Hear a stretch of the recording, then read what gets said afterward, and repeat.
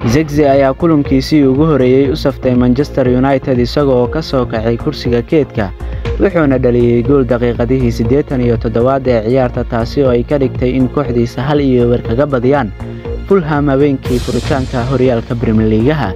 Weeraryahanka Netherland ayaa soo bixiyay agtiisa bidix si uu u hego cross uu soo dhigay Garnacho oo ku soo biiriyay Old Trafford. Zirkzee oo balogna kaga soo biiray $47 milyan bishii hore ayaa ka mid ahaa 3 saxiix oo ay ciyaareedkii hore u saftay United. Zirkzee iyo Delight ayaa ku yimid qayb ka mid ahaa $180 milyan oo ay qarash gareeyeen kooxda 20 jeer ee ku guuleysatay horyaalka.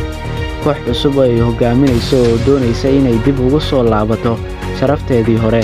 Erik ten Hag ayaa loo seexayaa xilka tababarnimo inkastoo ay United ku hogaamiyay in ay ku dhamaysato kaalinta 8aad ee ciyaareedkii hore. Waxa ay tani ahayd mid adag haddii ay noqoto mid aan cajiib ahayn oo ay kooxdiisa ku bilaabatay ololahan kaliya waa ciyaartii ugu horeysay laakiin waa wanaagsan tahay in la xaqiijiyo xaqiiqada iyo kalsoonida kooxda ayuu yiri Ten Hag.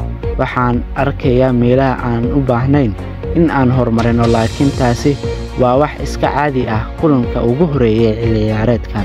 United ayaa xilli ciyaareedkan ku bilaabatay iyadoo aysan garoonka ku jirin weeraryahan banaanka iyo dibadda ah. Waxa ayna soo bandhigtay ciyaartoyga Bruno Fernandes oo lumiyay fursadihii ugu fiicnaa ka hor inta uusan bedelaad ku imaanin Zirkzee fargelin dambe.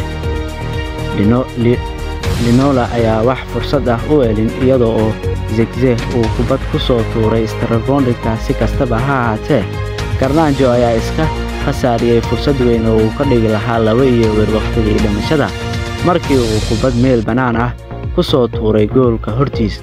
Taasi waa dhaleecanta kaliya aan ku leeyahay kooxda ayuu yiri Ten Hag.